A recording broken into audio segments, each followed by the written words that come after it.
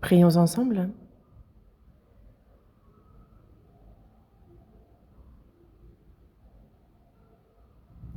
Dis notre Père, toi qui nous aimes, toi qui es miséricordieux. Dieu, nous étions éloignés de toi et agissions dans le péché. Par nos mauvaises œuvres, nous étions tes ennemis. Et c'est ta fureur et ton jugement que nous devions recevoir. Mais par ton grand amour, par lequel tu as eu pitié de nous, c'est le Seigneur Jésus qui s'est chargé du jugement et de la malédiction que nous devions recevoir. Et c'est par le précieux sang qu'il a versé que tu as éternellement lavé tous nos péchés et fait que nous n'avons plus à recevoir ni le jugement ni la malédiction. C'est sans aucun mérite de notre part que tu nous as sauvés et que tu as fait de nous tes enfants, que tu nous donnes l'espérance glorieuse de pouvoir entrer dans ton royaume éternel. Et pour toutes ces grâces, nous te remercions, te louons et te glorifions, Père. À cette heure, nous qui avons reçu la rédemption éternelle par le précieux sang du Seigneur versé pour nous, sommes réunis devant toi pour louer ta gloire, ta grâce, pour apprendre ta parole. Et merci pour cette communion sainte que tu nous permets d'avoir entre sauvés. À cette heure encore, nous croyons en ce que tu es parmi nous, Seigneur. Et tes regards sur chacun d'entre nous, que par ta main miséricordieuse nous soyons soutenus, que par ta grâce et par ta vérité nous soyons perfectionnés, et que le reste de notre vie, nous puissions le vivre sans être honteux en tant que tes enfants. Pour cela, guide-nous.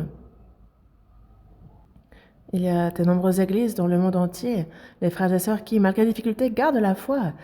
À tous ces frères et sœurs, Seigneur, par ta grâce, par ta parole, par la puissance de ton Saint-Esprit, accompagne-les et que même dans les difficultés, ils puissent avec assurance témoigner de ta parole et que les âmes égarées puissent être guidées devant toi, que l'œuvre du salut, qui est la tienne, puisse s'accomplir puissamment.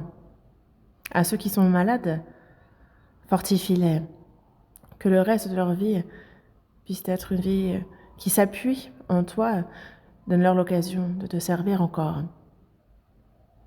En ton temps, tu nous donnes la parole dont nous avons besoin. Tu nous enseignes la voie qu'il nous convient de suivre. À cette heure encore, Seigneur, Dieu, il y a ta volonté sainte, comment il nous convient de marcher qui nous devons être. Enseigne-nous par ta parole encore ce matin. Nous avons prié au nom du Seigneur Jésus-Christ. Amen. Ouvrons la Bible. Évangile selon Jean, chapitre 1. Évangile selon Jean, chapitre 1.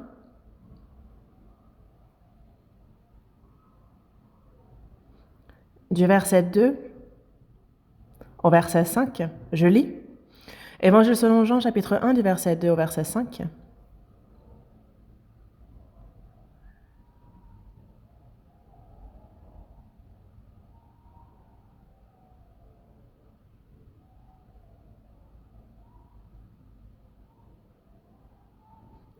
Jean, chapitre 1, à partir du verset 2.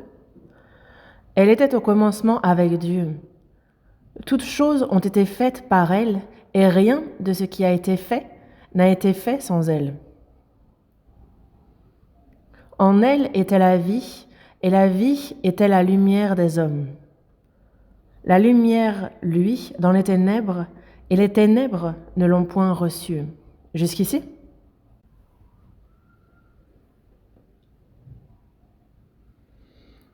Avec l'effet du nouvel an lunaire, nombreux sont absents, beaucoup de places vides, mais la chorale n'a pas l'air d'avoir trop bougé. Merci pour le cantique. Cela fait longtemps que chacun n'a pas été dans sa ville natale, passé du temps avec la famille, les proches, à rencontrer les amis. Et ça qu'on passe du bon temps, mais au-delà de ça, c'est une occasion d'évangéliser. C'est ce que je souhaite à chacun d'entre vous. Aujourd'hui, à travers les versets que nous venons de lire, il y a ce titre sur lequel nous continuons d'apprendre, donc les vivants et les morts. Aux yeux de Dieu, les vivants sont ceux dont l'âme est vivante, et ceux qui n'ont pas encore reçu le salut sont morts, comme nous le dit sa parole. Adam a commis l'iniquité, et dès ce jour, son âme est morte, et tout pécheur né d'Adam est justement à une âme morte depuis la naissance, depuis le ventre de sa mère. Mais quand la personne reçoit le salut, comme c'est écrit dans Éphésiens chapitre 2, verset 1, « Vous étiez morts par vos offenses et par vos péchés. » En fait, on est revenu à la vie. Dans Jean chapitre 5, verset 25, il dit que l'heure vient, et elle est déjà venue, où les morts entendront la voix du Fils de Dieu, et ceux qui l'auront entendu vivront. Ceux dont l'âme est morte entendent la voix du Fils de Dieu. L'heure vient, et elle est déjà venue, l'heure où on entend l'évangile de la grâce de Dieu. Cette heure où l'âme reprend vie, où il redonne vie à l'âme. Donc, une personne sauvée est vivante aux yeux de Dieu, et ceux qui ne sont pas sauvés sont morts, comme nous le dit la Bible. Les vivants ont une vie. Les morts, eux, vivent dans leurs œuvres mortes. Il y a une distinction certaine, et nous voyons à travers la parole, clairement, quelle est cette différence. Et moi qui suis sauvé, je suis donc vivant, et c'est au milieu des morts que je vis, certes, mais moi je suis vivant. Les vivants mènent une vie de vivant. Les morts mènent une vie de mort.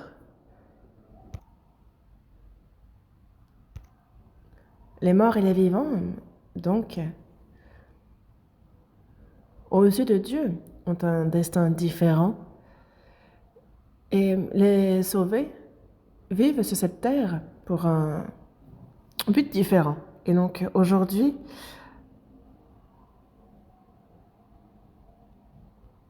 comme écrit dans Jean chapitre 1, verset 2, on a elle qui désigne Jésus. Elle était au commencement avec Dieu. Au commencement, dans la Genèse chapitre 1, verset 1, il est dit qu'au commencement, Dieu créa les cieux et la terre. Avant même qu'il ne créa les cieux et la terre, avant cela, c'est ça, lorsqu'on dit au commencement, lorsqu'il n'y avait rien, Dieu était et le Seigneur était avec lui. On a le Père, le Fils et le Saint-Esprit, la Trinité, qui sont Dieu. Dans la Genèse, chapitre 1, verset 3,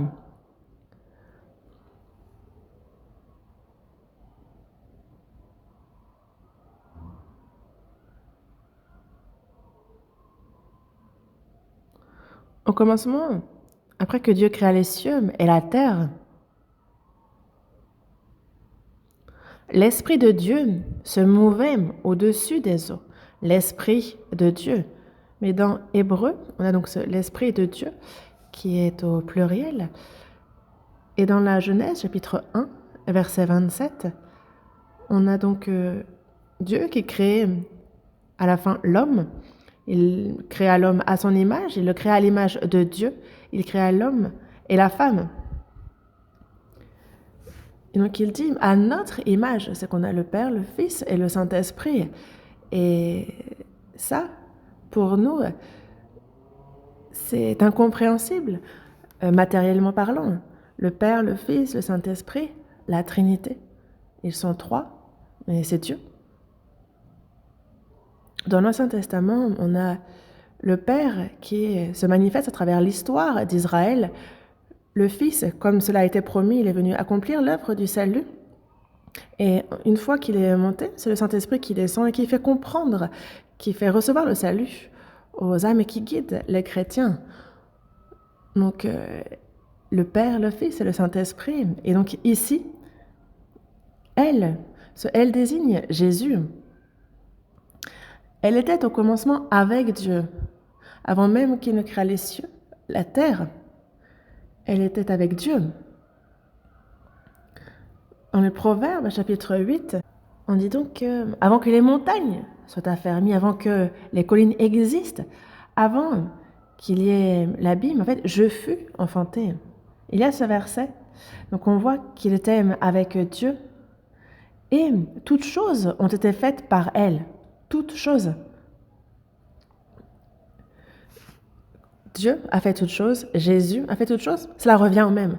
Le Jésus auquel nous croyons n'est pas un homme comme nous, il est égal à Dieu. Il est avec lui dès le commencement. Toutes choses ont été faites par elle. Il est le créateur de toutes choses. Toutes choses ont été faites par elle et rien de ce qui a été fait n'a été fait sans elle.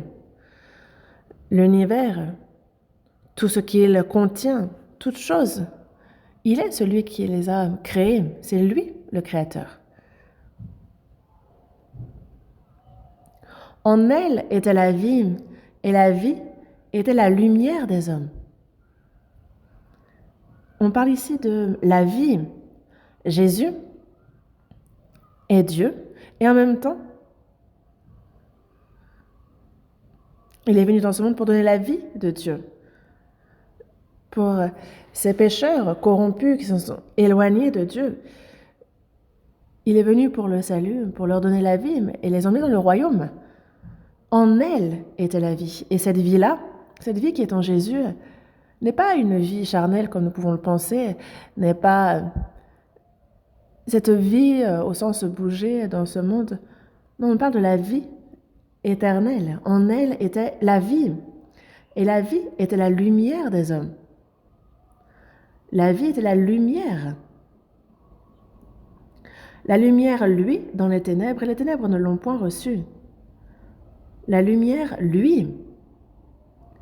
Parce qu'il y a des ténèbres, on a besoin de la lumière et qu'elle luise. La lumière, lui, dans les ténèbres, et les ténèbres ne l'ont point reçue. Dans la Genèse, chapitre 1, verset 3, Dieu crée la terre afin que l'homme y habite. Et donc, il l'a créée. Le premier jour, il dit que la lumière soit. Et la lumière fut. Dieu vit que la lumière était bonne, et Dieu sépara la lumière d'avec les ténèbres. Dieu appela la lumière jour, et il appela les ténèbres nuit.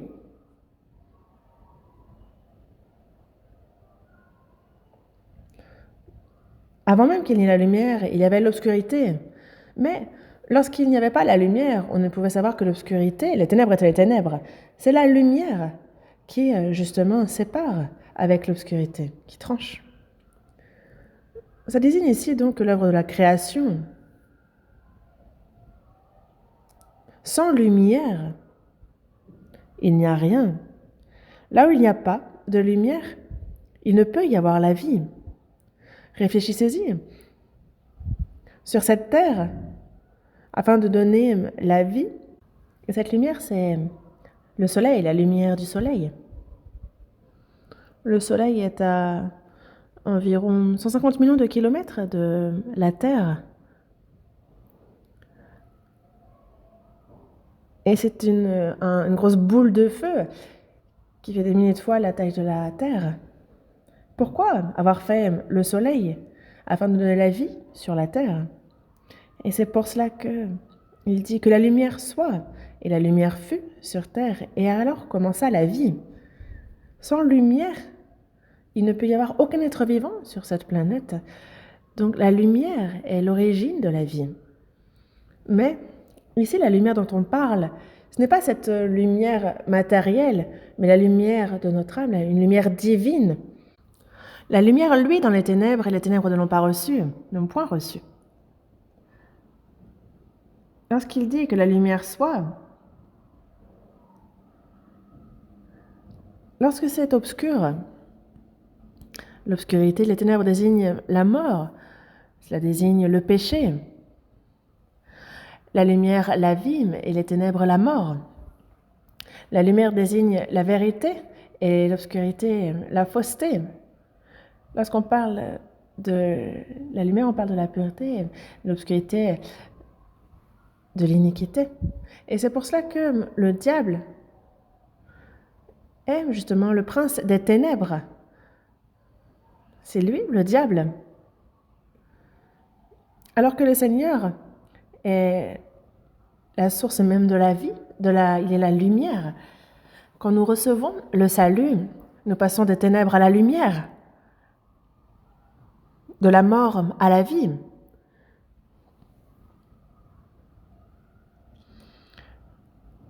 des iniquités à la justice de Dieu. Et c'est pour cela qu'une personne sauvée, désormais, peut dire qu'elle a reçu la lumière du Seigneur. Et lorsqu'on dit que la lumière, lui, dans les ténèbres, donc on a cette lumière, on a les ténèbres qui désignent ce monde, l'iniquité. Et ce monde était tout au départ avant ténèbres. Et comme il n'y avait pas la lumière auparavant, on pouvait savoir que les ténèbres étaient ténèbres. Mais on a Jésus, qui est la lumière, qui est venu luire dans ce monde obscur, ténèbres. Il y a la vie de Dieu, afin de sauver ceux qui sont sous l'emprise du diable. Il y a le Seigneur qui est venu luire de la lumière de vérité. Mais la lumière, lui, dans les ténèbres, et les ténèbres ne l'ont point reçu. Les ténèbres, donc le cœur des hommes, les hommes. Jésus est venu parmi le peuple d'Israël. Le peuple d'Israël est un peuple qui a été en particulier choisi, élu, qui a été séparé des autres de ce monde. Dans la Genèse, chapitre 12, on voit qu'il juge le monde par l'eau, et on a la famille d'Abraham qui repeuple la terre. On voit la population mondiale s'accroître, ils sont féconds, se multiplient. On a le Tigre, l'Euphrate, donc cette vallée de Sinéar, et les hommes commencent à se dire « Ah, nous, ne nous dispersons point. Ici, faisons-nous un nom, construisons une tour qui touchera au ciel. » Dieu, afin que cette tour ne soit pas construite plus longtemps, et on a vu qu'il a confondu les langues. Et donc, cette entreprise de construction de la tour de Babel a été interrompue. Et on retrouve cela actuellement en Irak. Donc dans l'ancienne Mésopotamie, on a l'Euphrate, le Tigre, là où coulait, et coule encore ces fleuves, là où se réunissaient les descendants de Noé, là où ils vécurent. Mais à ce moment-là, Dieu ne trouva personne, comme c'est écrit dans le psaume 14, verset 3. En fait, Dieu regardait pour voir s'il y a quelqu'un qui soit intelligent, qui cherche Dieu. Mais il n'y en avait pas même un seul. C'est cette époque, la tour de Babel. Et ensuite, en l'homme, parce qu'il y a l'âme, il y a l'esprit. Donc il a été fait à l'image de Dieu. C'est pour cela qu'il cherche Dieu. Mais tous sont égarés, tous sont pervertis. Donc ce sont les étoiles, c'est le soleil qu'ils servent, les animaux, ce que les idoles faites de main d'homme. Et c'est en cela que on a vu la connaissance de Dieu complètement disparaître parmi le peuple. On a vu l'ignorance parmi ce peuple. Pas même un seul ne cherchait Dieu. Au contraire, il commettait l'iniquité. Et Dieu, le créateur des cieux et de la terre, c'est à travers sa création qu'il se manifeste. Mais dans Romains, chapitre 1, verset 20, en effet, les perfections invisibles de Dieu, sa puissance éternelle et sa divinité se voient comme à l'œil depuis la création du monde quand on les considère dans ses ouvrages. Et c'est vrai que nous ne pouvons pas voir Dieu, mais il y a cette création, la création du monde qui nous permet de voir Dieu. Dans Hébreux, chapitre 3, chaque maison est construite par quelqu'un, mais celui qui a construit toute chose, c'est Dieu. Dieu a construit toutes choses. Et donc, quand on voit ces choses qu'il a faites, on peut voir la divinité, on peut voir la puissance éternelle de Dieu. À travers sa création, il se manifeste. Et nous, nous vivons au milieu de sa création. Des milliers d'étoiles, des milliers d'espèces de végétaux, d'animaux. Et nous vivons vraiment dans un monde surprenant. Mais l'homme, de manière étrange, ne se pose pas la question de savoir qui a fait tout cela. Qui a fait tout ça? Est-ce que ça s'est fait tout seul? Pourquoi on dit que ça s'est fait? Quand on ne sait pas, on se tait. Il n'y a rien qui se soit fait tout seul. L'évolution, qu'est-ce qui aurait évolué? Non. Quelque chose aurait évolué, serait devenu un arbre, serait devenu ceci ou cela. Non, alors que la Bible, dès le début, nous dit bien que chaque chose a été créée selon son espèce. Les animaux, de même, les poissons dans la mer, les oiseaux dans le ciel, en milliers d'espèces. Chaque animal, chaque végétaux ont été créés selon leur espèce. Et en les voyant, en les regardant, nous pouvons réfléchir à celui qui les a créés. De même pour l'homme, comment se pourrait-il que ce soit tout seul? Est-ce que ce serait donc Améba qui deviendrait un singe et le singe qui, avec le temps qui passe, deviendrait un homme? Levez la main ceux qui croient à cela. C'est complètement idiot. Et lorsqu'on demande des explications, personne ne peut nous les donner. Et pourquoi est-ce qu'on enseigne ce mensonge que l'on ne sait pas expliquer à l'école? Mais l'homme, justement, à cause d'iniquité, a perdu toute connaissance vis-à-vis de Dieu. Les pécheurs sont justement sous la domination du diable et il fait en sorte qu'ils croient au mensonge et qu'ils ne connaissent pas Dieu. On a la lumière et on a les ténèbres. Mais les hommes préfèrent les ténèbres à la lumière, ils préfèrent le mensonge à la vérité. Et ils sont habitués aux ténèbres, au mal. Et même s'ils sont résolus, ils ont du mal à faire le bien. Même lorsqu'ils sont résolus, ils n'arrivent pas à ne pas pécher. Pourquoi? Parce qu'ils sont nés dans le péché. Ils pêchent. Et ils y sont habitués. Tellement.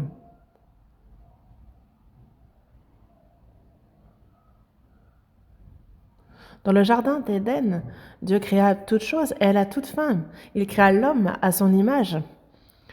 Dans la Genèse chapitre 1, verset 27, il créa l'homme à son image, il le créa à l'image de Dieu, il créa l'homme et la femme. Comment se fait-il que le singe serait devenu un homme et que ça aussi serait devenu une femme? Ça tient, ça? Pourquoi vouloir faire croire à ce mensonge? Et à cause de l'évolution, beaucoup ne veulent pas croire en Dieu. C'est bizarre. Les ténèbres ont obscurci leur vue.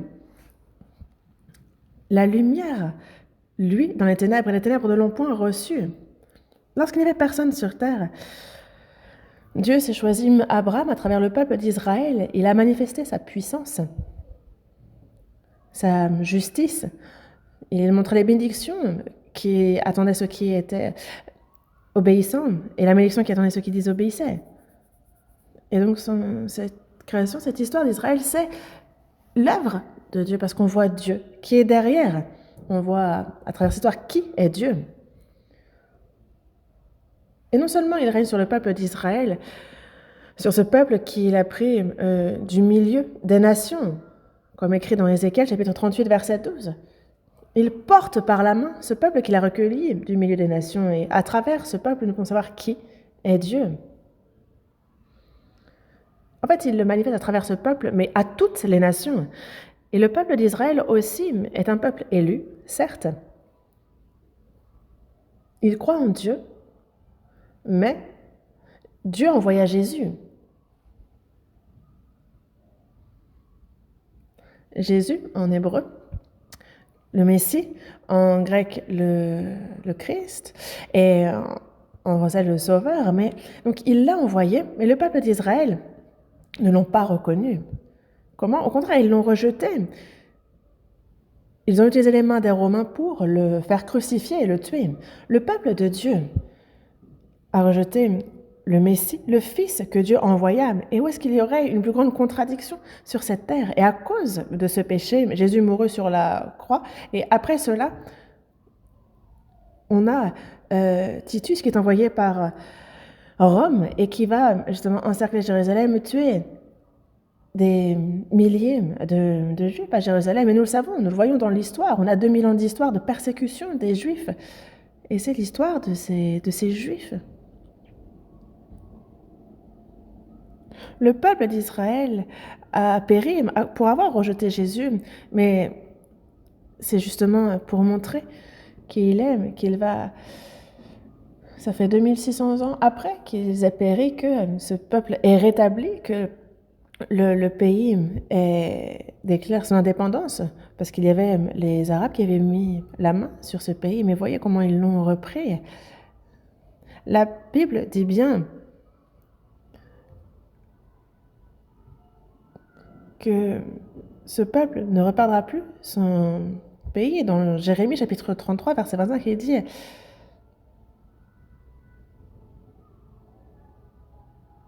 que ce pays ne disparaîtra plus. Mais on a les autorités, les puissances arabes autour qui, eux, cherchent par tous les moyens, dès qu'il y a le monde interstice, à pouvoir prendre ce pays, à les faire disparaître. Mais tous les pays qui chercheraient désormais à s'en prendre à Israël périront. Pourquoi? Parce que sinon, ça voudrait dire que la Bible est un mensonge, parce que Dieu est celui qui a rétabli Israël, et s'il chutait encore, alors ce serait un mensonge. Est-ce que quelqu'un peut combattre Israël et gagner? Oui, mais qui peut combattre Dieu et gagner? Personne. Donc ce serait faire de Dieu mensonge.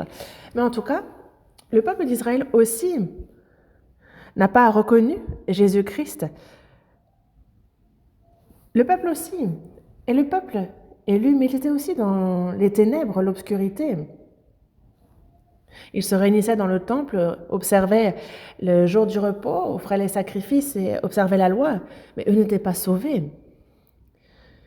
Ils étaient encore tous dans l'obscurité. Et encore maintenant, il y a ceux qui ont cet esprit religieux. Et nombreux sont ceux qui sont zélés, qui vont à l'église, qui vont le dimanche, qui louent le Seigneur, qui le prient, mais qui disent rendre culte, qui font les offrandes et cherchent à être bons dans leur vie. C'est une bonne chose. Mais trop nombreux sont ceux qui font cela sans être sauvés. Alors qu'il est bien dit que tous ceux qui me disent Seigneur, Seigneur n'entreront pas dans le royaume de Dieu. Ceux qui disent Seigneur, Seigneur pourtant sont ceux qui croient. Et ce serait une bonne chose que tous aillent au ciel, mais ce n'est pas le cas. C'est comme aller devant Bouddha et le prier de nous bénir. Ça n'a pas de réponse. Pourquoi? Parce que dans le bouddhisme, en fait, il n'y a en soi pas de sujet de foi. Les musulmans croient en Allah, mais c'est un faux Dieu. Il n'y a pas de tel Dieu. Il n'y a que Dieu, le Créateur. Il est l'unique et le seul.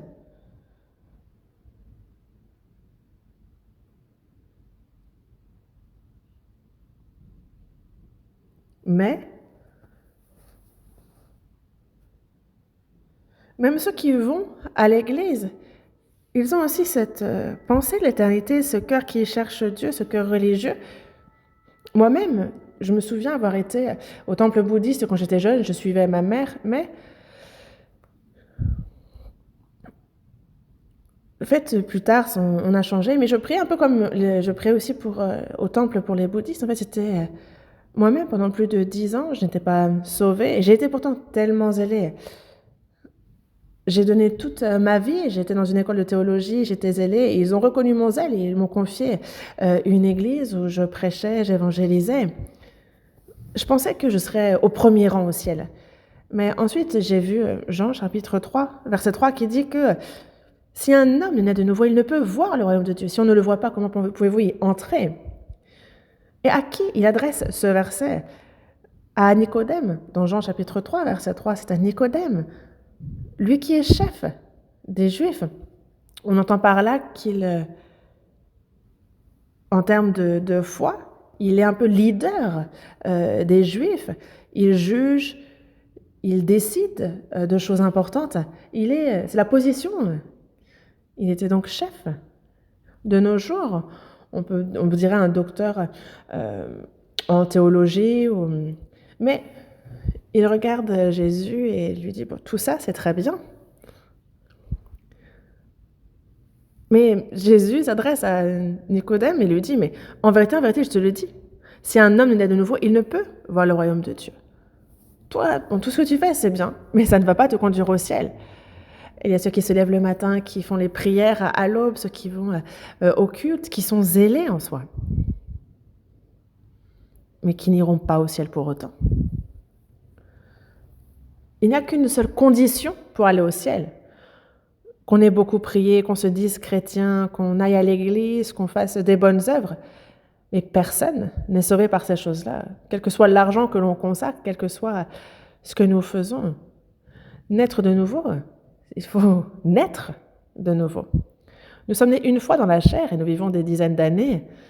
Mais si on veut vivre éternellement dans le royaume des cieux, il faut qu'on naisse de nouveau spirituellement. Il faut qu'on naisse en enfant de Dieu.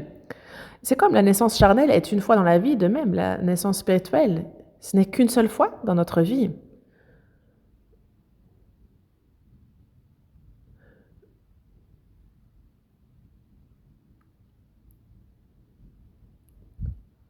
On a les chenilles qui deviennent des papillons, on a les larves qui deviennent des cigales. En fait, il y a des passages, c'est par exemple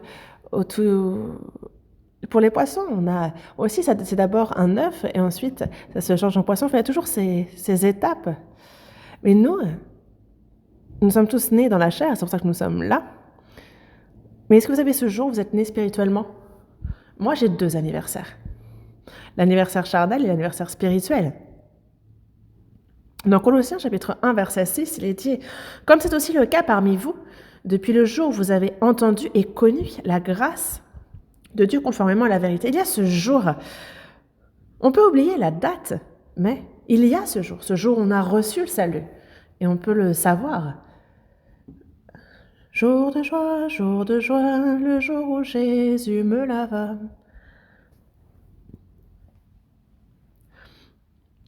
Jésus est venu dans ce monde, il est la lumière, et la lumière, lui, dans les ténèbres. Mais Israël aussi était dans les ténèbres, et les ténèbres ne l'ont pas reçu. Et c'est pour ça qu'ils l'ont rejeté. Et à cause de ce péché, ces 2000 ans qu'ils ont passés à être dispersés dans le monde entier et massacrés partout où ils allaient, et eux qui ont rejeté Jésus, ça nous montre combien la punition est grande si jamais on rejette Jésus. C'est un exemple, un cas d'école pour nous. Jésus est la lumière. La lumière. Les gens de ce monde, depuis qu'ils naissent, sont sous l'autorité, le pouvoir de la mort. Ils ont quitté la vérité, ils sont sous l'emprise du diable et ils vivent dans les ténèbres. Et à ce moment-là, Jésus est venu, lui, la lumière. Voyons dans Jean, chapitre 1, verset 9. Lisons ensemble. Cette lumière était la véritable lumière qui, en venant dans le monde, éclaire tout homme. La véritable lumière. Jésus est la lumière. Mais ici, il insiste sur le fait que c'est la véritable lumière, la lumière de vie. Jésus a dit être la vie, le pain de vie, la source de vie, la lumière de vie. La véritable lumière qui, en venant dans le monde, éclaire tout homme. Jésus est venu dans ce monde en lumière. Et ce monde était les ténèbres, je vous le disais.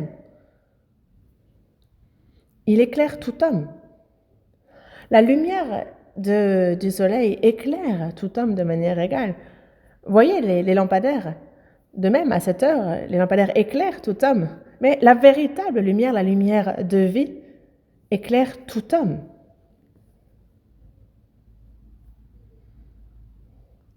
Quand on fait le séminaire biblique, beaucoup écoutent l'Évangile. Ils écoutent, mais parmi eux, certains comprennent et d'autres non. Et c'est étrange. Certaines personnes vont écouter des dizaines de fois et ne toujours pas comprendre. D'autres participent au séminaire une fois et sont sauvés cette fois-là. Parmi ceux que j'ai évangélisés, il y en a un qui a écouté et qui a directement reçu le salut. Comment faire pour que la personne soit sauvée dès la première fois? Il faut déjà la préparer pour le salut. Mais cette personne était complètement prête, donc on lui a juste prêché l'évangile et elle l'a reçu. La personne, quand elle se sait dans l'obscurité, dans les ténèbres, si elle souhaite ardemment être sauvée, Dieu ouvre le cœur de cette personne. Dans Actes chapitre 16, il y a l'apôtre Paul qui est à Philippe. Et il y avait il prêche à des femmes qui étaient près d'un puits. Il y avait plusieurs femmes. Et l'une d'elles était nommée Lydie, mais elle était marchande de pourpre. Et donc, elle craignait Dieu, elle écoutait. Et le Seigneur lui ouvrit le cœur pour qu'elle fût attentive à ce que disait Paul. Pourquoi Dieu a ouvert le cœur de cette femme et pas celui des autres? C'est qu'elle avait un cœur ardent.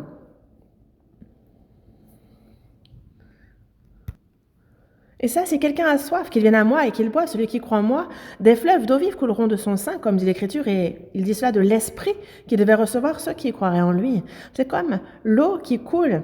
Et il y a ceux qui sont avides, qui ont soif spirituellement. Vous voyez, quelqu'un qui a soif ne pense qu'à une seule chose, à de l'eau, de l'eau. Moi-même, quand j'étais jeune, il m'arrivait d'aller dans la montagne en suivant mon grand-père, et j'ai cru que j'allais mourir de soif. Ceux qui ont soif ne pensent qu'à une seule chose, de l'eau. De la même manière, quelqu'un dont l'âme est assoiffée, qui ressent cette soif, il s'interroge sur comment recevoir le salut, mais il est ardent. Et cette personne-là, Dieu va lui donner son esprit pour qu'elle comprenne et pour faire en sorte que justement en elle des fleuves d'eau vive coulent. Et donc il était la véritable lumière qui, venant dans le monde, éclaire tout homme. Il éclaire tout homme. Jésus est lumière. Mais lorsque le cœur de la personne est prêt, ouvert, alors il y a cette lumière qui éclaire le cœur de cet homme. Voyons dans Luc, juste avant Jean, Luc chapitre 1. Luc chapitre 1, verset 77. Verset 77.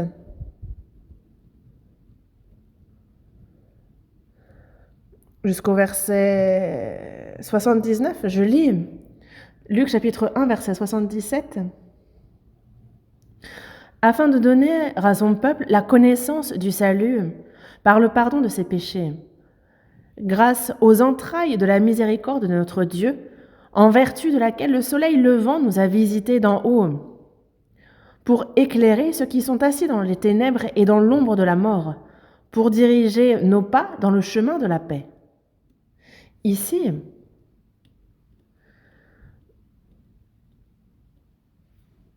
on a donc le pardon de ses péchés, afin de donner à son peuple la connaissance du salut, le pardon de ses péchés. Dans Hébreux chapitre 9, verset 22, il est bien dit que sans effusion de sang, il n'y a pas de pardon.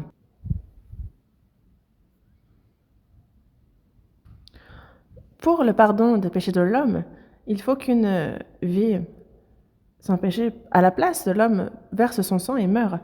Mais dans Hébreux chapitre 10, verset 4, il est impossible que le sang des taureaux et des boucs ôte les péchés, parce que dans l'Ancien Testament, c'était des taureaux, des boucs qui étaient offerts, dont on versait le sang pour ôter les péchés, et c'est ça qu'on offrait en sacrifice. Mais comment est-ce que le sang des animaux pourrait remplacer celui des hommes pour les péchés commis par les hommes?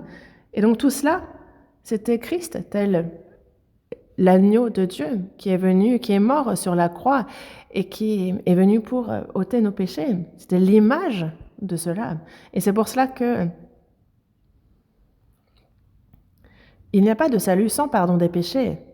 Nous, Jésus est mort à notre place. Le jugement que nous devions recevoir, il l'a reçu à notre place. Jésus est mort, il a versé son précieux sang et éternellement pardonné nos péchés. Quand nous comprenons cela, c'est alors que nous sommes sauvés. On a reçu le salut, on a reçu le pardon des péchés, c'est la même chose. Certaines personnes disent recevoir la vie éternelle, recevoir le Saint-Esprit, naître de nouveau, être sauvé. Et des fois, ils sont confus dans l'ordre. Où est-ce qu'il pourrait y avoir un salut sans pardon des péchés? Moi-même, quand j'ai été sauvée, je ne savais pas c'est le salut, qu'est-ce que... Non. La seule chose que j'ai su, c'est que dans Hébreux chapitre 9, verset 12, il est entré une fois pour toutes dans le lieu très saint, avec son propre sang pour accomplir une rédemption éternelle. Il nous l'a dit, tout est accompli. Qu'a-t-il accompli? La rédemption éternelle, le pardon éternel des péchés. C'est ce jour-là que j'ai compris cela. Le 30 octobre 62, à 20h du soir, ce jour-là, je ne peux l'oublier. Parce que mes péchés ont été éternellement pardonnés.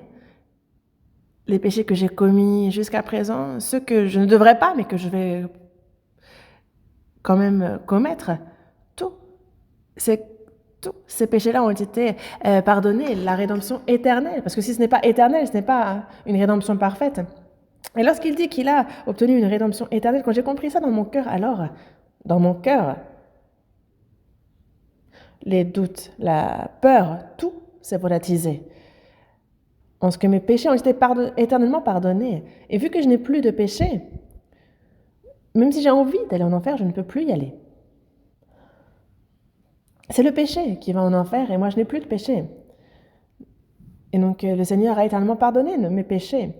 Et lorsque j'ai compris que j'étais pardonné de mes péchés, mais j'étais si content. Et après j'ai appris la parole et je me suis rendu compte que ça c'était le salut. Je me suis dit, je me suis dit de nouveau quand j'ai cru en cela, à ce moment-là j'ai reçu la vie éternelle. Et je me suis dit, c'est en croyant en cela que le Saint-Esprit est venu en moi. Le Seigneur qui a pris mes péchés est venu et demeure en moi. Le Seigneur, Fils unique de Dieu, est venu mourir sur la croix pour éternellement pardonner nos péchés. Et il n'est pas plus surprenant, plus grand comme parole que cela. Lui qui est créateur des cieux, de la terre, il l'a fait par sa parole, par sa puissance seulement. Il n'y a rien qu'il ne puisse faire par sa parole, sa puissance, mais même par sa parole, même par sa puissance, il y a une chose qu'il ne put faire, c'est nous sauver. Pourquoi? Parce que Dieu est juste. Il ne peut sauver la personne en lui laissant le péché. Il ne peut sauver quelqu'un en lui laissant le péché. Donc s'il voulait nous sauver, comment devait-il faire? Puisqu'il est justice, le salaire du péché, c'est la mort. Et donc il faut qu'il paie à notre place le salaire du péché. Comment? Il a son Fils unique qui, lui, est sans péché, qu'il envoie en forme d'homme sur terre. Lui qui est sans péché, il l'envoie en Israël. Il doit mourir à la place des hommes. Et c'est pour ça que dans la seconde épître aux Corinthiens, chapitre 5, il dit qu'il est mort pour tous, afin que ceux qui vivent ne vivent plus pour eux-mêmes, mais pour celui qui est mort et ressuscité pour eux. Jésus est mort pour chacun, d'entre nous, pour tous. Nous qui devions mourir, c'est lui qui est mort à notre place. Mais ceux qui ne sont pas sauvés sont ceux qui ne l'ont pas encore connu, qui ne le savent pas. Et donc, c'est le salut, le pardon des péchés. Mais sans pardon des péchés, il n'y a pas de salut. Et même Dieu ne peut pas faire ça. Le Fils unique de Dieu, s'il ne meurt pas, alors il n'y a rien de plus grave. En fait, il a déjà accompli cette œuvre-là. Il n'y a pas plus grand qu'il puisse accomplir, même à l'avenir. C'est ce qu'il fit de plus grand.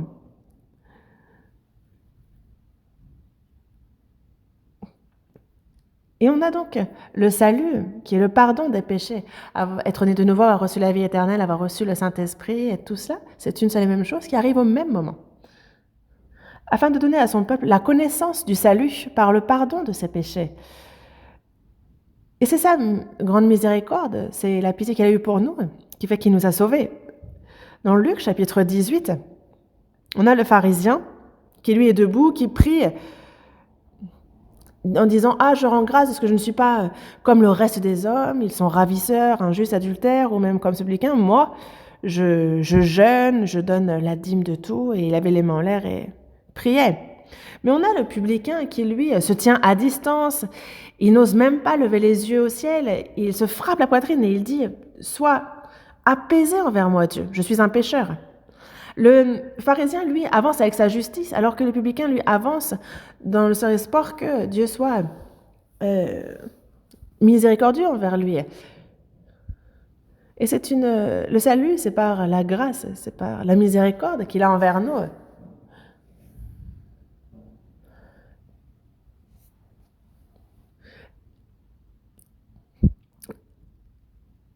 Et quelle que soit la faute, quel que soit le degré de gravité de la faute qu'on commet, justement, si on se repent, alors il est riche en miséricorde.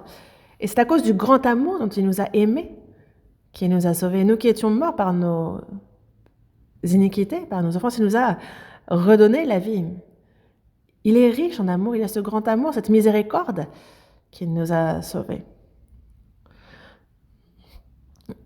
Pour le pardon de nos péchés, pour notre salut, il y avait cette miséricorde, cette âme qui est faite à l'image de Dieu. Donc, voyez la peine qu'il a à notre égard. C'est comme un père qui voit son fils malade, à mort, il a forcément une grande peine. Il est attristé. Il va vendre sa maison, utiliser toute sa fortune, s'il le faut, pour sauver son fils, pour le guérir. Et voyez combien Dieu nous aime, chacun d'entre nous, alors que nous étions pécheurs. Et c'est pour ça que dans la première épître de Jean, chapitre 4, verset 9, il est dit « L'amour de Dieu a été manifesté envers nous, en ce que Dieu a envoyé son Fils unique dans le monde afin que nous vivions par lui. Nous devions périr, mais pour nous conduire au ciel, il a donné son Fils unique, il l'a envoyé sur terre, lui qui était sans péché, il l'a fait mourir à notre place. Et ça, c'est justement à cause de lui qui est riche en miséricorde, il manifeste ainsi son amour.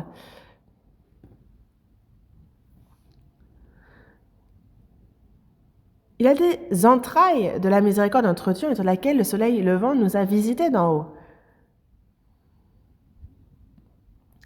En vertu de laquelle le soleil levant nous a visités d'en haut. Dans une nuit obscure, on ne peut rien voir. Mais lorsque le soleil se lève, alors on voit toutes choses. Toutes choses commencent à se mettre en route. C'est la vie qui reprend. Lorsque nous avons reçu le pardon de nos péchés, lorsque nous avons reçu le salut, il y a justement le soleil levant qui nous a visités d'en haut. Le Seigneur est la lumière. Dans Malachie, chapitre 4, on a Jésus qui est comparé au soleil de la justice, qui nous guérit sous ses ailes. En fait, il y a justement ces propriétés qu'ont les rayons du soleil pour désinfecter, pour guérir. Et donc, en même temps, il nous sauve en pardonnant nos péchés. En plus, il nous guérit. Et on a le soleil levant qui nous a visités d'en haut.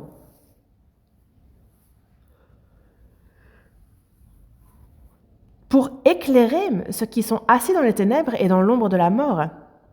Nous étions dans les ténèbres, dans l'ombre de la mort. C'est là où nous étions assis. Et si nous mourions dans cet état, alors c'est les ténèbres de l'enfer qui nous attendaient. Pour éclairer ceux qui sont assis dans les ténèbres et dans l'ombre de la mort, pour diriger nos pas dans le chemin de la paix, pour nous guider désormais à Dieu, à la paix. Et c'est pour ça que le Seigneur est la lumière de vie, et il nous a éclairés.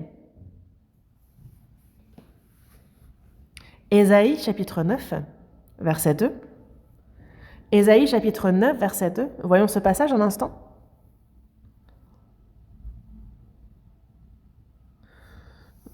Merci de l'afficher également à l'écran. Ésaïe chapitre 9.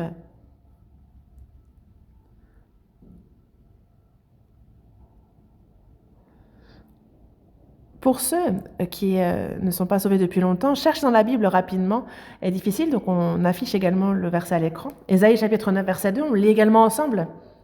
Le peuple qui marchait dans les ténèbres voit une grande lumière. Sur ceux qui habitaient le pays de l'ombre de la mort, une lumière resplendit. Le peuple qui marchait dans les ténèbres voit une grande lumière. Donc les ténèbres, la mort, le décès, la mort. Donc c'est tous ceux qui étaient pris par le pouvoir du diable, qui étaient sous son emprise. Ils voient une grande lumière, Jésus, la lumière de vie. Sur ceux qui habitaient le pays de l'ombre de la mort, une lumière resplendit. Ces versets nous parlent alors que c'est ce que Ésaïe parle, donc c'est 700 ans avant même que Jésus ne vienne sur terre. Et il faut que Jésus vienne sur terre pour que justement la lumière de vie éclaire tout homme.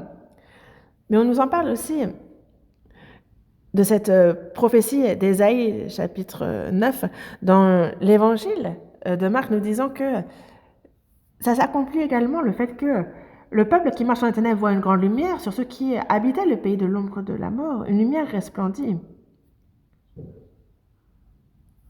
Il est la lumière de vie.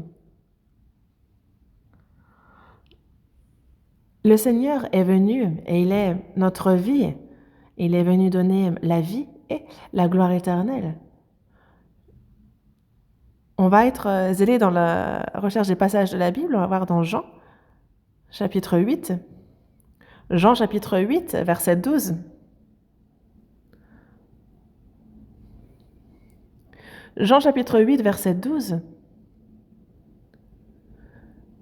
Jésus leur parla de nouveau et dit, « Je suis la lumière du monde. Celui qui me suit ne marche pas dans les ténèbres, mais il aura la lumière de la vie. » Je suis la lumière du monde, dit Jésus. Dans Jean, Jésus dit souvent « je suis ». Et en hébreu, c'est « ego eimi ». En grec, je suis le pain de vie, je suis la vérité, le chemin, je suis le bon berger, je suis la porte des brebis, je suis le pain de vie, je suis ceci, cela. Ici, je suis la lumière du monde. Ce monde de ténèbres, ce monde d'iniquité, mais il est la lumière du monde. Celui qui me suit ne marchera pas dans les ténèbres, mais il aura la lumière de la vie. Qu'est-ce que c'est suivre le Seigneur? C'est croire en lui, comprendre sa grâce et suivre sa parole, c'est ça. Quand Jésus était de ce monde et se promenait en Israël, nombreux sont ceux qui l'ont suivi. Il y a ceux qui l'ont vraiment suivi par la foi. Celui qui me suit ne marchera pas dans les ténèbres, mais il aura la lumière de la vie. Il est venu pour donner cette lumière de la vie aux hommes. Ceux qui ont reçu la lumière de vie du Seigneur ont reçu le salut. Dans Actes, chapitre 26, verset 16, je vais réciter ce verset. C'est afin que tu leur ouvres les yeux pour qu'ils passent des ténèbres à la lumière. Pourquoi ouvrir les yeux? Déjà, il ouvre les yeux de notre cœur, de notre âme, pour qu'on passe des ténèbres à la lumière, de la puissance de Satan à Dieu. Pourquoi? En fait, quand nous recevons le salut, les yeux spirituels s'ouvrent, et alors nous voyons désormais les choses spirituelles, les choses éternelles, divines. Nous avons nos yeux qui nous permettent de voir les choses de Dieu. Et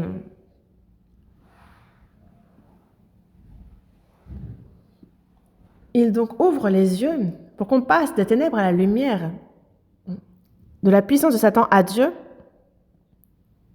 pour qu'ils reçoivent par la foi en moi le pardon des péchés et l'héritage avec les sanctifiés. On croit, on est lavé, on est dans le troupeau de Dieu. Et il y a cet héritage qu'on obtient avec les sanctifiés. Le but pour lequel il nous a sauvés, c'est non pas pour nous donner les choses vaines qui vont périr, être souillées dans peu de temps, les choses de ce monde, non. Mais c'est bien pour, comme il nous le dit dans la première épître de Pierre, chapitre 1, il nous a régénérés pour une espérance vivante. Je vous en parlais la semaine dernière, n'est-ce pas, de cette espérance vivante. C'est aussi pour un héritage qui ne se peut ni corrompre, ni souiller, ni flétrir, lequel nous est réservé dans les cieux. Un héritage éternel qui ne se peut ni corrompre, ni souiller, parce que les choses de ce monde, elles, périssent. Et dans ce monde, nous n'y sommes pas pour bien vivre, bien manger pendant des dizaines d'années. Non, nous sommes là pour un héritage, l'héritage de Dieu. Il nous a fait à son image pour que nous vivions éternellement comme lui, pour faire de nous des êtres comme lui. Ça désigne l'âme au sens où il nous a fait à son image, et c'est de l'âme, de l'esprit dont on parle. Et, voyons dans Jean, Évangile selon Jean, chapitre 3, Évangile selon Jean, chapitre 3, verset 19.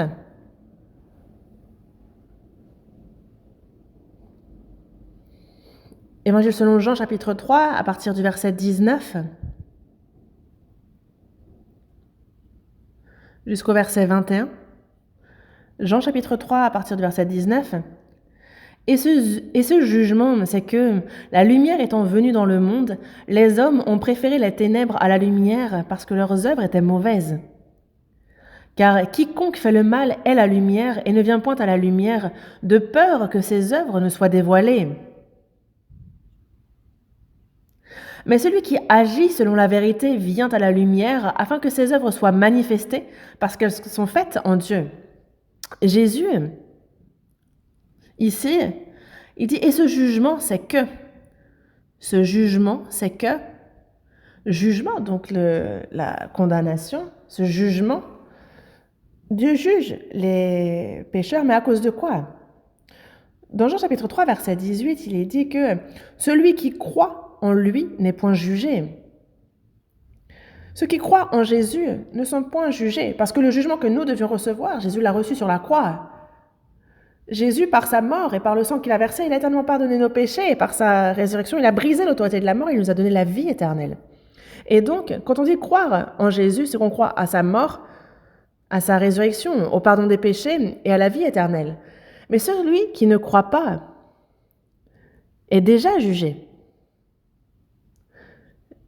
Et ce jugement, c'est que, le jugement ici, donc la condamnation, c'est qu'il y a le jugement, donc que ce soit la morale, que ce soit d'avoir enfreint la loi, les commandements, c'est parce que tu as fait ceci, cela et c'était mal, ce n'est pas le jugement dont on parle. Ce jugement, dans tous les cas, tous les péchés, il n'y en a aucun qui n'a pas pu être pardonné par ce que Jésus a accompli sur la croix. L'amour qu'il a pour nous est bien plus grand que tous les péchés que nous avons commis, mais il y a un péché qui est jugé. Et ce jugement, c'est que la lumière étant venue dans le monde, les hommes ont préféré les ténèbres à la lumière parce que leurs œuvres étaient mauvaises. Ils n'ont pas reçu la lumière, ils ne la voulaient pas, ils préféraient les ténèbres. Et c'est pour ça que, lorsque tout d'un coup, la lumière luit, alors les hommes sont confus.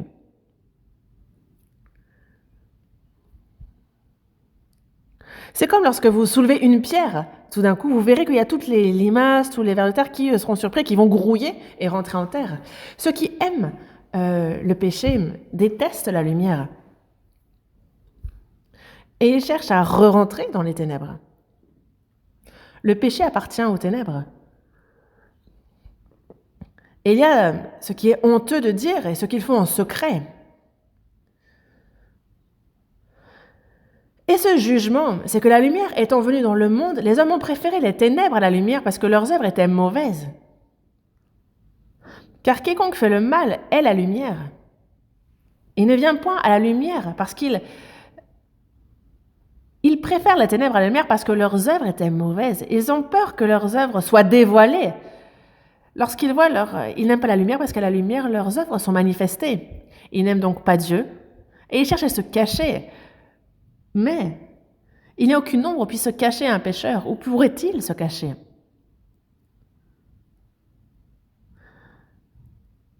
De peur que ses œuvres ne soient dévoilées. Mais celui qui agit selon la vérité vient à la lumière. Oui, celui qui agit selon la vérité aime la lumière. On parle ici du sauvé. Ceux qui ont reçu la lumière, Jésus qui est la lumière, alors eux, justement, viennent à la lumière, ils ne retournent pas à l'iniquité, à l'obscurité. Mais celui qui agit selon la vérité vient à la lumière, afin que ses œuvres soient manifestées, parce qu'elles sont faites en Dieu. Celui qui agit selon la vérité peut avancer avec assurance, confiance, pour aller montrer à Dieu ses œuvres. Il avance, il vient à la lumière. Ceux qui aiment la lumière, ceux qui aiment les ténèbres, l'obscurité, ceux qui sont dans les ténèbres n'aiment pas la lumière et ils veulent continuer à vivre dans les ténèbres, ils préfèrent les ténèbres. Et ça, c'est la condition à ce jugement qui va tomber. Certaines personnes prêchent l'évangile et il y a ceux qui ont peur de recevoir le salut quand on leur prêche. Ils disent « Oh, mais moi, si je suis sauvé, je vais pouvoir faire ceci, je vais pas pouvoir faire cela. Je vais pas pouvoir boire autant que je veux. Je vais pas pouvoir fumer jusqu'à en avoir les poumons noircis. Je vais pas pouvoir faire ces mauvaises choses. » Et ceux qui ont peur d'être sauvés et qui disent « Si je suis sauvé maintenant, ça va pas être très drôle. Donc je vais d'abord faire ce que j'ai envie, pécher à ma guise autant que je veux. Et 2 ans avant de mourir, je croirai. 2 ans, c'est bien trop tôt. 5 minutes suffit. Mais cette personne n'est pas digne d'être sauvée. Est-ce que Dieu va permettre à cette personne d'être sauvée? Insensé.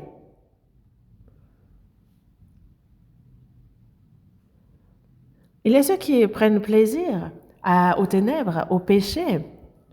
Voyons également l'Évangile selon Jean, chapitre 9. Évangile selon Jean, chapitre 9, versets 1 à 3. Jean, chapitre 9, du verset 1. Jésus vit en passant un homme aveugle de naissance.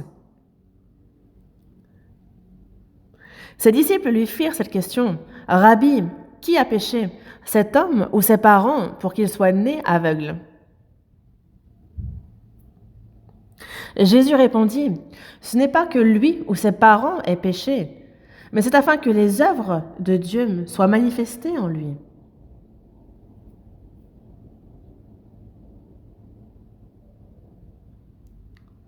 Il y avait donc un homme aveugle de naissance que Jésus vit en passant. Il est né et il n'a jamais vu. Tout est obscur, le monde est ténèbres.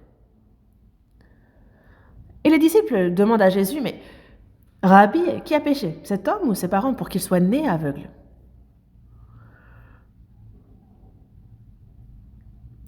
Et ce serait contradictoire que cet enfant soit aveugle à cause des péchés des parents. Mais comment il pourrait être aveugle de naissance si c'est à cause de son péché? Parce qu'il vient de naître, comment aurait-il pu pécher? Donc les deux sont contradictoires. Et Jésus dit bien, ce n'est pas lui ou ses parents qui aient péché, mais c'est afin que les œuvres de Dieu soient manifestées en lui. Qu'est-ce qu'il dit par là? Cet homme aveugle de naissance, on est désolé pour lui, mais c'est pour enseigner aux hommes que tout homme naît aveugle de naissance dans ce monde. Tout homme naît aveugle dans ce monde, dans les ténèbres, dans l'obscurité. Ils continuent à y vivre sans même connaître la lumière. Et leurs yeux charnels sont alertes alors que leurs yeux divins sont aveugles. Pourquoi Jésus est-il venu? Il est venu justement pour guérir cet aveugle qui était aveugle de naissance. Pourquoi? Parce qu'il est la lumière. Et c'est pour cela que, quand on regarde les versets suivants, on le voit guérir cet homme. Et nous, quand nous recevons le salut, nous qui étions aveugles depuis notre naissance, nous ouvrons les yeux. On a justement désormais ce monde divin qui s'ouvre à nos yeux, à ce monde éternel, à ce monde de Dieu. Et c'est surprenant.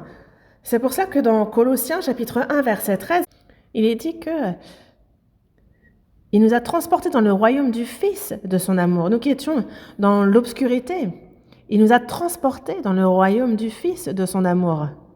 Il nous a délivrés de la puissance des ténèbres. Et c'est pour cela que le salut,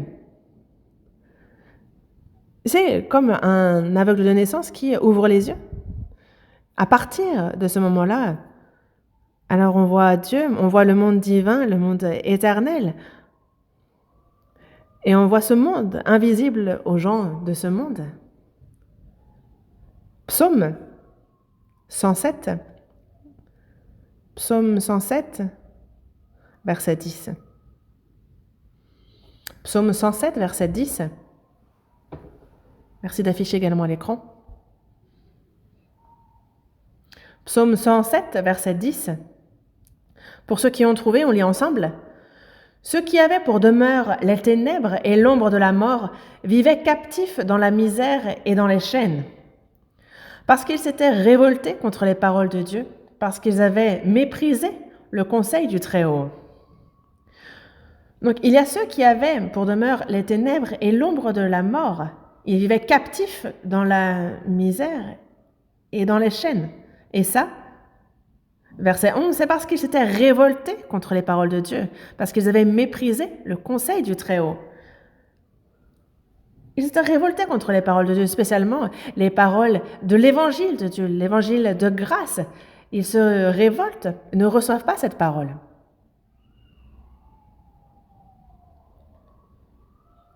Ils méprisent le conseil du Très-Haut.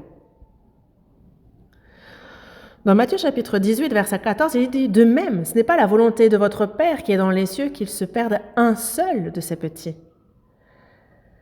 Ce n'est pas la volonté de Dieu que le moindre pécheur finisse en enfer. Dans Jean chapitre 6, verset 40, il est bien dit que la volonté de mon Père, c'est que quiconque voit le Fils et croit en lui ait la vie éternelle et je le ressusciterai au dernier jour. C'est là la volonté de Dieu. Il veut quoi? Est-ce qu'il demande aux pécheurs qui vont en enfer de l'argent? Est-ce qu'il leur demande de faire de bonnes œuvres alors qu'ils ne le peuvent même pas? Est-ce qu'il leur dit de faire de grandes choses? Non. Il leur dit de recevoir le salut. La volonté de Dieu est que quiconque voit le Fils, Jésus-Christ, croit et qu'il ait la vie éternelle. Il faut tout d'abord que l'âme soit sauvée en Dieu et ensuite le reste pourra être vécu selon la volonté de Dieu. La personne qui est sauvée selon la volonté de Dieu pourra vivre selon sa volonté. Et donc, on va voir aussi dans Jude chapitre 1, verset 13. Jude, c'est le livre juste avant Apocalypse. Jude, c'est un chapitre, mais on va voir donc le chapitre 1, verset 13.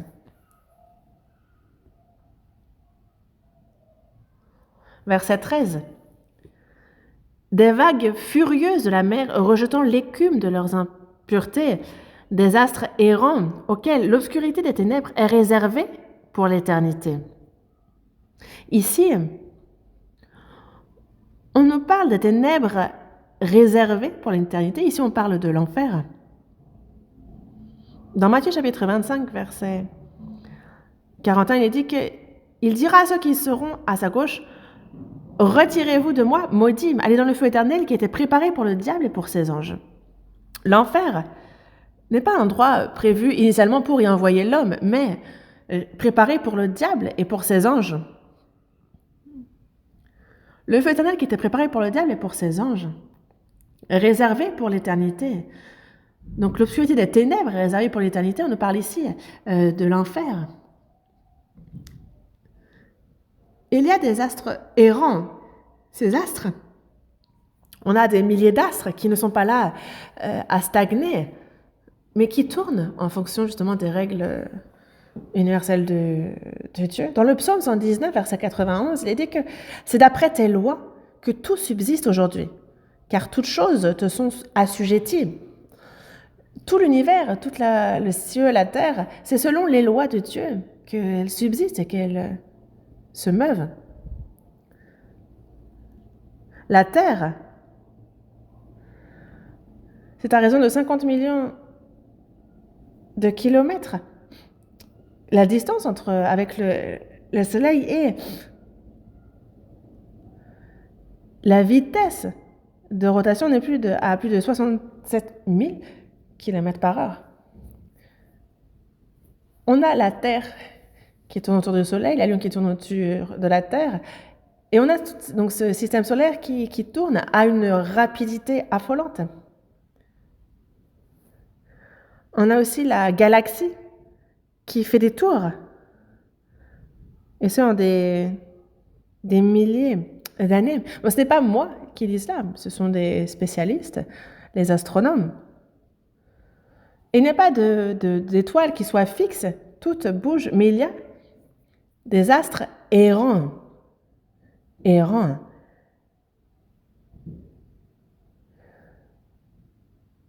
Ces astres qui, eux, sont là à errer ici et là, à bouger à leur guise. Et qu'est-ce qui a été préparé pour ces astres errants? Ce sont les trous noirs. Ce sont donc l'obscurité des ténèbres qui est réservée pour l'éternité à ces astres-là. Et vraiment, ceux qui quittent la parole de Dieu, ceux qui vivent comme bon leur semble, ces astres errants-là, ceux qui errent ici et là, selon comment le vent souffle, selon comme ils l'entendent. Dans Ésaïe, chapitre 53, verset 6, il est dit que nous étions tous errants comme des brebis.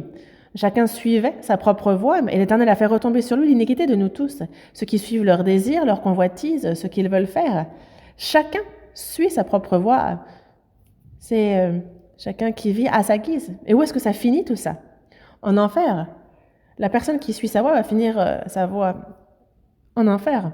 Et nous-mêmes, nous étions des astres errants, mais c'est de cela dont Dieu nous a sauvés. Et désormais, nous ne sommes plus des astres errants, mais désormais, c'est dans la parole de Dieu.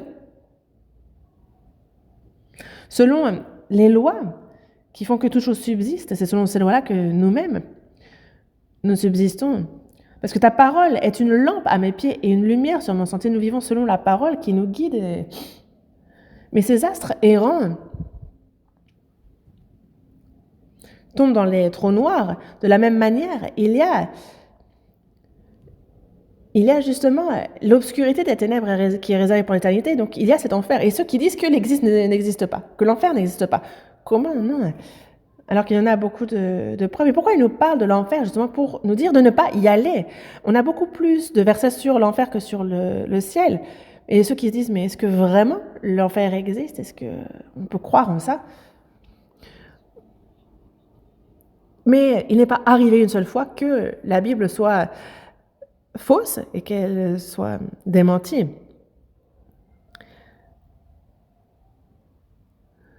Et il y a ces astres errants qui finissent leur éternité dans l'obscurité des ténèbres. Mais nous-mêmes, on est passé de la mort à la vie, on est passé des ténèbres à la lumière, de l'autorité, du pouvoir de l'emprise de Satan à Dieu. Et nous sommes nous-mêmes une lumière. Dans Matthieu chapitre 5, verset 14, il nous le dit. Vous êtes la lumière du monde. Jésus est la lumière. Et nous sommes un peu comme des réflecteurs de cette lumière que nous avons reçue. Vous avez le soleil qui fournit la lumière. Et on a, par exemple, la lune qui, elle, reflète la lumière. Des fois, c'est la pleine lune, des fois, ça va être une demi-lune, des fois, ça va être un croissant de lune. Mais elle reflète la lumière du soleil. Et nous de même, vous êtes la lumière du monde. Et que votre lumière luise ainsi devant les hommes, afin qu'ils voient vos bonnes œuvres et qu'ils glorifient votre Père qui est dans les cieux. Le Seigneur est la lumière. Il est la lumière. Et cette lumière, nous la recevons. Et la lumière est la lumière. Certaines personnes, justement, vont être une pleine lune et vont complètement refléter toute cette lumière. Il y a ceux qui vont être une demi-lune, d'autres une croissante lune et refléter qu'un peu la lumière. D'ailleurs, il ne faut pas. Dans tous les cas, vous êtes la lumière du monde. Et c'est pour ça que dans Ésaïe, chapitre 60, verset 1, il est dit « Lève-toi, sois éclairé, car ta lumière arrive. Et la gloire de l'Éternel se lève sur toi. » La gloire de l'Éternel se lève sur toi. Lève-toi, sois éclairé, car ta lumière arrive. La lumière est venue dans ce monde, elle a éclairé. Et il faut que... Certes, Jésus n'est plus visible pour les gens de ce monde, mais nous-mêmes, nous recevons de lui la lumière, nous la reflétons et nous éclairons. Seconde épître aux Corinthiens, chapitre 4. Prenons le temps un instant de voir ce passage. Seconde épître aux Corinthiens, chapitre 4. Seconde épître aux Corinthiens, chapitre 4, verset 6. Seconde épître aux Corinthiens, chapitre 4, verset 6.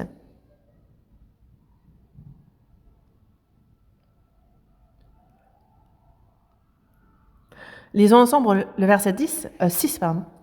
Car Dieu, qui a dit « La lumière brillera du sein des ténèbres », a fait briller la lumière dans nos cœurs pour faire resplendir la connaissance de la gloire de Dieu sur la face de Christ. Dieu qui a dit « La lumière brillera du sein des ténèbres ».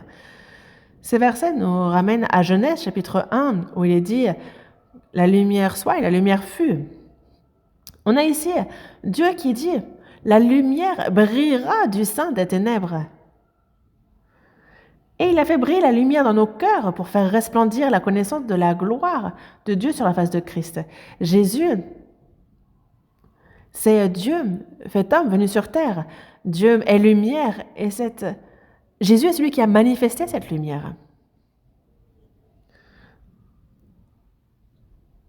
Et il a fait briller la lumière dans nos cœurs pour faire resplendir la connaissance de la gloire de Dieu sur la face de Christ. Et c'est pour ça que nous, on a la lumière qui est entrée dans nos cœurs on a Christ. Il a fait briller la lumière. Et c'est à la gloire de Dieu. Il y a cette lumière qui a éclairé nos cœurs, qui brille.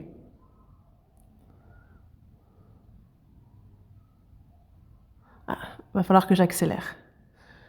Éphésiens chapitre 5, versets 8 à 9, on va continuer encore un peu. Éphésiens chapitre 5, versets 8 et 9.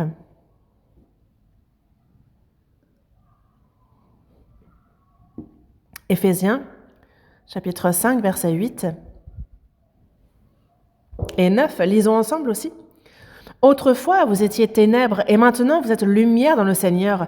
Marchez comme des enfants de lumière. Car le fruit de la lumière consiste en toutes sortes de bonté, de justice et de vérité. Autrefois, vous étiez lumière, n'est-ce pas? Oui, nous-mêmes, nous étions ténèbres avant d'être sauvés. Autrefois, vous étiez ténèbres, et maintenant vous êtes lumière dans le Seigneur. Désormais, en fait, quand nous avons reçu le salut, on est devenu lumière, vie.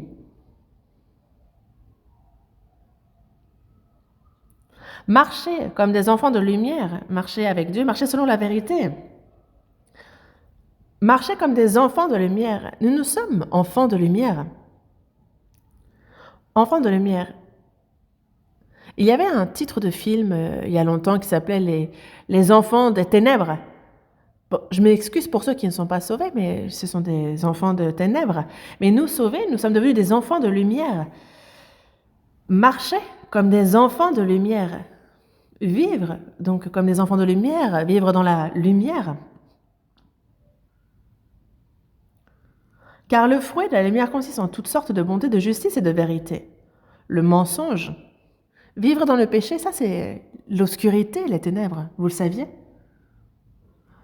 Parce que c'est bonté, justice et vérité les fruits que porte la lumière.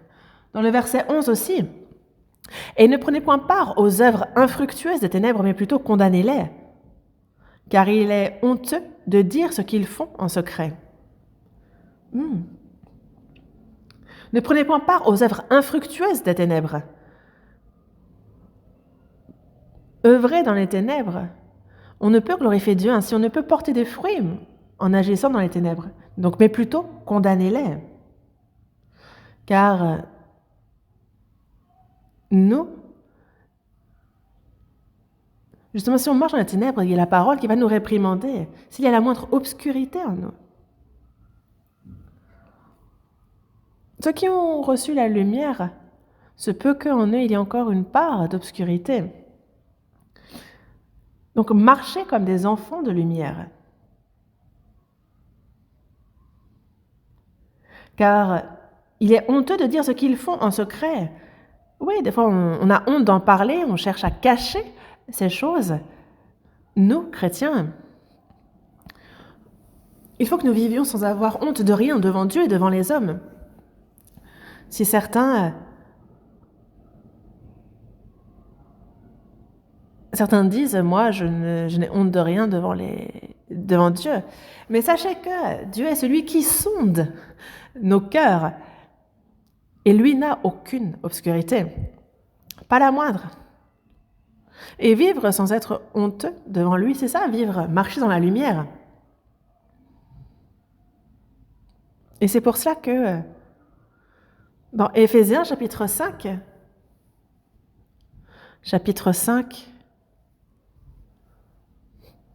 verset 14, on le lit ensemble. C'est pour cela qu'il est dit, réveille-toi, toi qui dors, relève-toi d'entre les morts, et Christ t'éclairera. Ici, il est dit, toi qui dors, réveille-toi, relève-toi d'entre les morts. Il y a donc ici celui qui dort et les morts. Qui sont ceux qui dorment? Ceux qui sont sauvés, mais qui sont tombés dans ce sommeil mondain. Il y en a comme ça. Toi qui dors, qui dort? Il y a ceux qui... il y a la guerre. Et il y a ceux qui font la guerre et qui, à cause de la fatigue, justement, s'endorment sans s'en rendre compte, alors qu'ils sont en plein combat. Ils se réveillent, tout d'un coup. Ils se retrouvent au milieu des morts. Celui qui dort ne sait si à côté ce sont des morts ou des vivants. Celui qui dort ne sait pas même où il se trouve. Celui qui dort ne sait pas quand c'est, il ne sait pas ce qu'il doit faire. Celui qui dort est en train d'errer dans ses rêves. Même s'il est sauvé, il y a ceux qui dorment. Il est vivant, mais il dort. Il est vivant, mais il dort, embaumé par les choses de ce monde. Mais il est bien dit, n'aimez point le monde, ni les choses qui sont dans le monde, parce que si quelqu'un aime le monde, l'amour du Père n'est point en lui. Car tout ce qui est dans le monde, la convoitise de la chair, la convoitise des yeux et l'orgueil de la vie, ne vient point du Père, mais vient du monde. Et ils sont tombés dans le monde, et il y a ceux qui rêvent dans ce monde. Et il y en a, n'est-ce pas? Toi qui dors, réveille-toi, relève-toi d'entre les morts. Une personne sauvée, si elle vit de manière similaire à quelqu'un qui n'est pas sauvé, si elle cherche à vivre ainsi, est-ce que c'est bon, ça? Les vivants et les morts sont différents, ils le doivent être différents. Le vivant doit vivre en tant que vivant, et comment se pourrait-il qu'il se trouve allongé parmi les morts? Et c'est pour cela qu'il est dit, et Christ déclarera, Christ est la lumière. Le matin, on a le soleil qui est fringant, mais il y a ceux qui vont faire une grasse matinée. De même, on a le Seigneur qui est la lumière, il éclaire notre visage, et alors il faut se relever, se réveiller et partir. Dans Romains chapitre 13, verset 12, il est dit que la nuit est avancée, le jour approche. Dépouillons-nous donc des œuvres des ténèbres et revêtons les armes de la lumière. Donc la nuit est avancée, le jour approche. Donc temporellement, c'est avant même que le soleil ne se lève, on a la nuit qui est vraiment très obscure. C'est de même dans ce monde. Le monde est vraiment corrompu, rempli d'iniquité. Il est le plus sombre possible avant le retour du Seigneur. Nous sommes la lumière du monde. Jésus est la lumière, Dieu est la lumière. Et nous aussi, nous sommes la lumière qui recevons donc cette lumière du Seigneur et qui la reflétons. Et il nous faut marcher comme des enfants de lumière. Parce que la nuit est avancée, le jour approche. Dépouillons-nous donc des œuvres des ténèbres et revêtons les armes de la lumière. Revêtons les armes de la lumière. Ne pas être enivré. Il nous faut marcher honnêtement, comme en plein jour, loin des excès et de l'ivrognerie, de la luxure, de l'impudicité, des querelles et des jalousies. Mais revêtons-nous des armes de la lumière. Quand on parle des armes, c'est aussi une armure, et une armure, quand il y a des flèches qui sont tirées, elle va nous protéger. Et nous, quand on marche dans la lumière, alors on ne commet pas l'iniquité. Le péché ne peut dominer sur nous. Et il nous faut donc marcher honnêtement comme en plein jour. Comme en plein jour. Dans la seconde épître aux Corinthiens, chapitre 6, verset 14, il dit de ne pas nous mettre sous un joug étranger avec les infidèles. Parce qu'y a-t-il entre la lumière et les ténèbres? Est-ce qu'une personne sauvée et une personne pas sauvée, est-ce qu'elles peuvent se marier?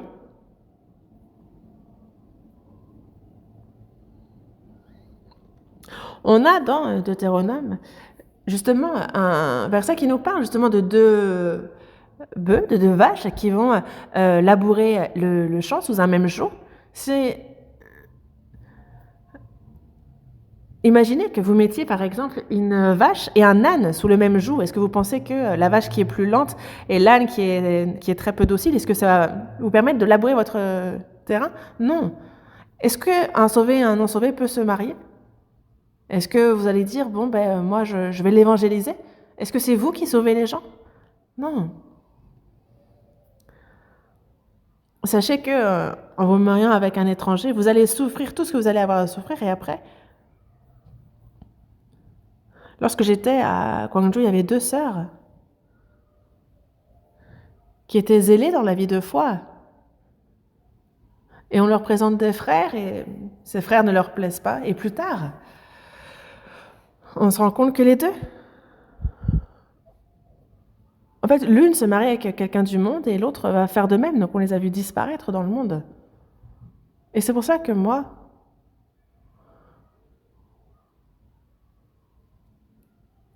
Moi, je ne suis pas allée parce que je ne peux pas féliciter quelqu'un de se marier avec un non-sauvé. J'y suis allée et je lui ai dit que vous serez châtié. Et la personne me disait, bon, je serai châtiée alors. Quel culot. Mais peu de temps après, on ne l'a plus revue. Et c'est plus tard, bien plus tard, qu'on va à la retraite. Il y a une sœur complètement obscure avec un enfant sur le dos qui est en train de pleurer parce que son mari la frappe, elle ne peut pas venir à l'église.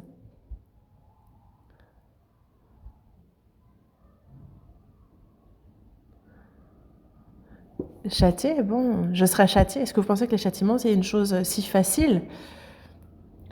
Qu'y a-t-il de commun entre la lumière et les ténèbres? Dans Amos, chapitre 3, verset 3, « Deux hommes marchent-ils ensemble sans en être convenus ?»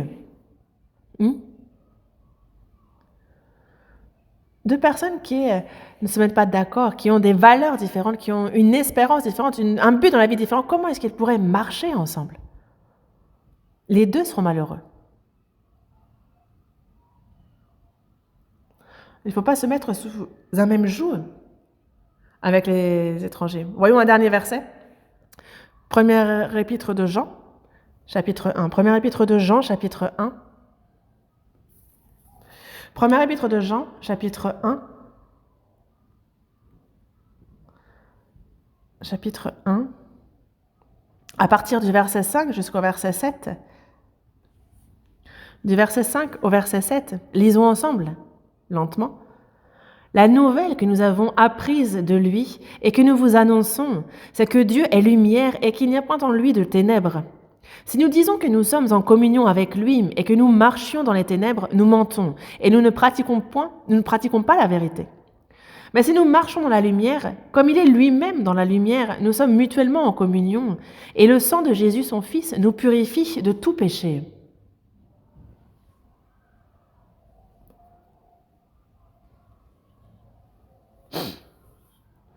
Dieu est lumière et il n'y a point en lui de ténèbres.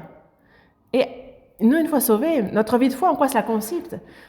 Si nous sommes en communion avec lui et que nous marchons dans les ténèbres, non. Dans la première épître de Jean, chapitre 1, verset 3, il dit que notre communion est avec le Père et avec son Fils, Jésus-Christ. Il y a cette communion entre sauvés. Nous aussi, on se retrouve, on communie. Fellowship en anglais. On devient un. On s'aime les uns les autres, on s'entraide, on communie. C'est ça, donc justement, cette communion. Et ce n'est pas une communion mondaine, c'est la communion avec le Père et avec son Fils. Jésus-Christ, c'est une communion sainte. Dans la première épître aux Corinthiens, chapitre 1, verset 9, il est dit que Dieu est fidèle, lui qui vous a appelé à la communion de son Fils, Jésus-Christ, notre Seigneur. Il nous a appelés de ce monde et il nous a appelés à la communion de son Fils avec Jésus-Christ. À rejoindre cette communion sainte avec Jésus-Christ.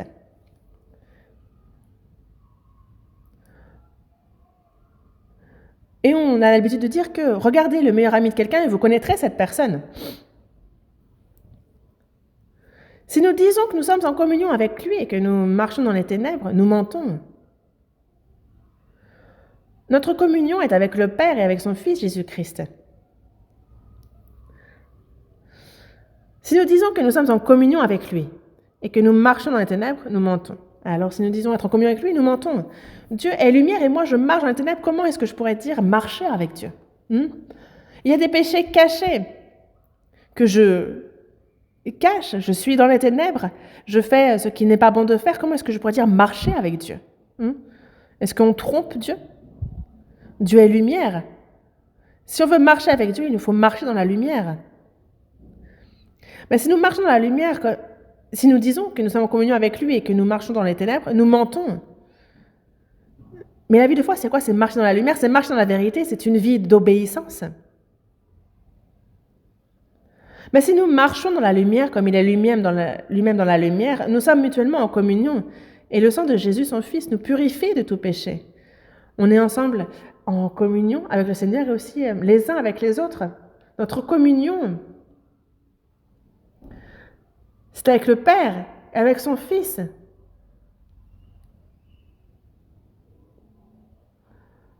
C'est pas parce qu'on est proches les uns des autres, parce que s'il y a du péché en nous, le Seigneur ne marche pas là. C'est une réunion mondaine et non pas une communion. Ça, c'est quand nous sommes. C'est quand nous marchons dans la lumière que nous sommes en communion, mutuellement. Si nous marchons dans la lumière, alors nous sommes en communion avec Dieu, nous sommes également mutuellement en communion avec Jésus et avec les saints.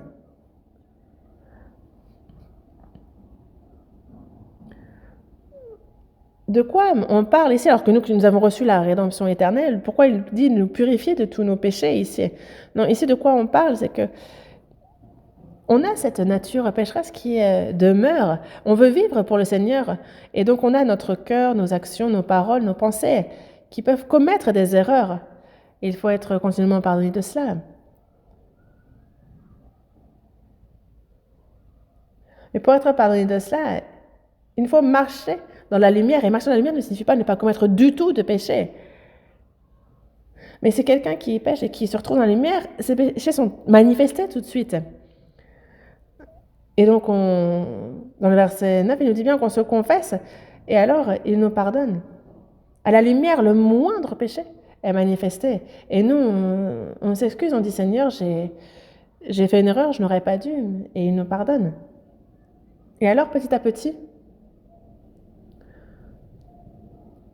Dieu, que ce soit notre manière de parler, nos pensées, nos actions, petit à petit, il purifie tout cela. Et c'est pour cela que non seulement il pardonne tous nos péchés, mais en plus, chaque jour, il renouvelle et purifie notre cœur et notre vie au quotidien. Donc si nous disons que nous marchons, il nous faut marcher dans la lumière. Ça, c'est la vie du chrétien. Le reste de notre vie, c'est jusqu'à ce que nous rejoignions le Seigneur, ce n'est pas dans les ténèbres, mais dans la lumière qu'il nous faut marcher. Il nous faut être avec lui dans la lumière, que nous soyons en communion avec lui. Prions. Dieu notre Père, toi qui es miséricordieux, Dieu, nous étions morts par nos péchés et nos iniquités, nous étions sous l'emprise de la mort, nous devions périr éternellement, mais tu nous as sauvés. Merci Seigneur, tu nous as fait passer des ténèbres à la lumière, tu as fait de nous tes enfants, tu nous as guidés à ton royaume et nous t'en remercions. Désormais, nous ne sommes plus dans les ténèbres, mais c'est de toi dont nous avons reçu la vie, la lumière, et que désormais, le reste de notre vie, nous puissions marcher comme il se doit en tant que tes enfants de lumière. Pour cela, dirige tout notre cœur, toute notre vie. Que notre vie te glorifie, qu'elle te réjouisse grandement. Et nous avons des grandes fêtes, et les frères et sœurs qui retrouvent leur famille dans leur ville natale, et à tous les frères et sœurs qui sont rentrés, que ce soit une occasion précieuse pour eux de prêcher l'Évangile, guide-les, et que de nombreuses âmes puissent être guidées à ta parole, que cela te glorifie, et que nous ne marchons plus dans les ténèbres. Pour cela, garde-nous, renouvelle notre cœur et notre quotidien. Nous avons prié au nom du Seigneur Jésus. Amen.